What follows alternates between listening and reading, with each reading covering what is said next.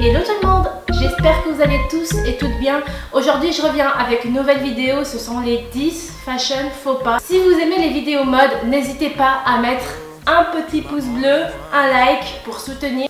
N'oublions pas que chacun est libre de faire ce qu'il veut. La mode c'est vraiment une manière de s'exprimer, un mode d'expression, donc n'hésitez pas à justement vous exprimer de la manière qui vous convient le plus. Mais moi, aujourd'hui, je vais quand même vous dire qu'il y a des choses qui sont assez gênantes. Par contre, le premier fashion faux pas, ce sont les collants couleur chair. Je pense que c'est assez clair, il va falloir arrêter de porter des collants couleur chair parce que c'est vraiment pas l'idéal. Surtout qu'on voit très bien que vous portez quelque chose, on voit très bien que c'est pas invisible. Et puis surtout, je ne sais pas, je trouve beaucoup plus joli de porter des collants opaques ou légèrement transparents ou même des barésies que de porter des collants couleur chair. Donc le deuxième fashion faux pas, ce serait de faire une mauvaise association des motifs. Par exemple, quand on mélange le léopard avec les carreaux, je sais qu'il y a certaines associations qui peuvent vraiment donner bien. Voici quelques exemples. Mais il y en a certains qui sont vraiment has-been, qu'il faut surtout ne plus faire. Il faut toujours s'assurer que le visuel soit joli, que les motifs soient à peu près dans le même esprit et aussi que les couleurs se rejoignent et se marient parfaitement ensemble. Le troisième fashion faux pas, c'est d'avoir des sous-vêtements apparents. Par exemple, porter un dos nu avec le soutien-gorge qui se voit là.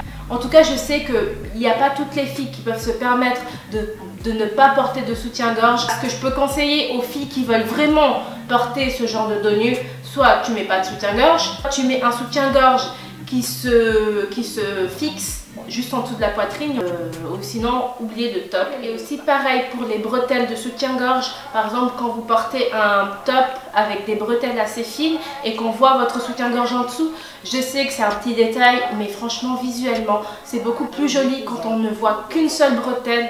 Un autre fashion faux pas qui arrive assez souvent, c'est vraiment de porter des vêtements trop petits, trop moulants. Alors franchement les filles, par exemple si vous faites une taille 40, ne vous tuez pas à porter du 36. C'est vraiment important de porter des vêtements à sa taille, adaptés à sa morphologie. Dites-moi en fait en commentaire si vous voulez une vidéo sur les morphologies et comment adapter son style vestimentaire à sa morphologie. Faites-le moi part en commentaire, dites-moi ce que vous en pensez. Si vous essayez de porter un pantalon trop petit, vous pouvez même paraître plus épaisse en portant le pantalon trop petit qu'en portant un pantalon à votre taille. Ensuite, nous avons un autre fashion faux pas qu'il ne faudra plus faire. Je sais que la mode est vraiment très diverse. Il y a pas mal de styles, il y a pas mal de looks.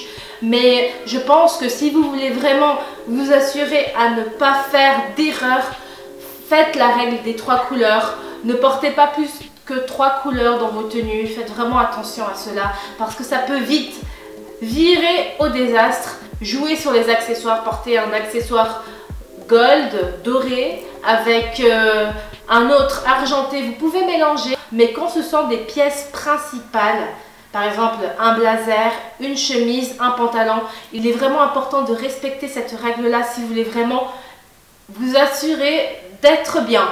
Après, si vous voulez prendre des risques, parfois il y a des risques qui sont assez bien pris. Moi je vous parle vraiment de manière basique, de manière réglementaire, hein, on va dire ça comme ça. C'est d'assortir par exemple ses boucles d'oreilles avec son top, son rouge à lèvres avec, je sais pas, avec son sac. Le mieux c'est vraiment de dépareiller, de jouer justement avec ces mélanges de matières, ces mélanges... Et c'est aussi valable dans les choix de matière. Par exemple, ne portez pas une jupe simili-cuir avec une veste simili-cuir. Franchement, il faut essayer vraiment d'harmoniser la tenue et puis d'apporter une certaine légèreté. Par exemple, si vous vous habillez tout en noir, mais vraiment tout en noir, rien que le fait, par exemple, de mélanger une blouse noire en soie avec une jupe noire en simili-cuir, même si c'est la même couleur, ça créera quand même un petit relief à la tenue. Les étiquettes aux chaussures, donc quand vous achetez une nouvelle paire, n'oubliez pas d'enlever les étiquettes en dessous. Maintenant dans les commerces, ils ont assez compris, je pense, j'ai plus trop retrouvé des étiquettes collées à l'arrière des chaussures. mais assurez-vous qu'elle est bien loin avant de porter vos chaussures parce que c'est un fashion faux pas. C'est de surcharger son maquillage, d'avoir 100 000 couches de fond de teint, c'est d'avoir, je sais pas, un trait d'eyeliner hyper visible, je sais pas, de mettre beaucoup trop de fard à joues, beaucoup de fard à paupières. Essayez vraiment d'avoir un maquillage plutôt léger, plutôt soft, en tout cas en journée. Après le soir, vous faites ce que vous voulez. Je défeuille mon chignon, je ne mets pas de maquillage et je porte cette blouse, vous aurez l'impression, oh, la meuf elle est sortie en pyjama quoi. Donc oui, le maquillage joue beaucoup sur votre apparence, mais n'oubliez pas qu'il est là, que le maquillage sert surtout à réveiller votre beauté, à raviver votre personnalité et surtout à vous donner un petit coup de boost à votre confiance parce que oui, le maquillage donne la confiance. Souvent quand t'es pas maquillée, t'as pas vraiment la même attitude qu'étant maquillée. Chez les hommes, parce que les femmes ça va encore, c'est quand vous achetez vos manteaux, vos longues vestes blazer et que s'il y a une fente à l'arrière, c'est souvent fermé justement pour pas qu'il y ait une certaine pliure. C'est pour que la fente puisse garder sa forme quand vous achetez la veste bien sûr. Donc essayez vraiment de découdre cette fente. En tout cas j'espère que cette vidéo vous aura plu. N'oubliez pas que la mode est subjective et que si vous voulez porter une pièce, ne vous empêchez pas à la porter si c'est justifié, si c'est votre goût, ne vous privez pas.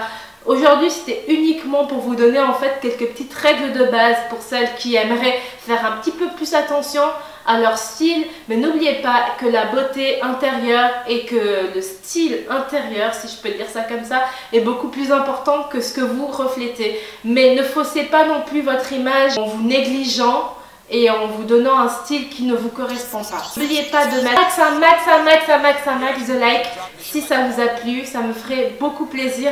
On se retrouve à tout bientôt et on se dit bye.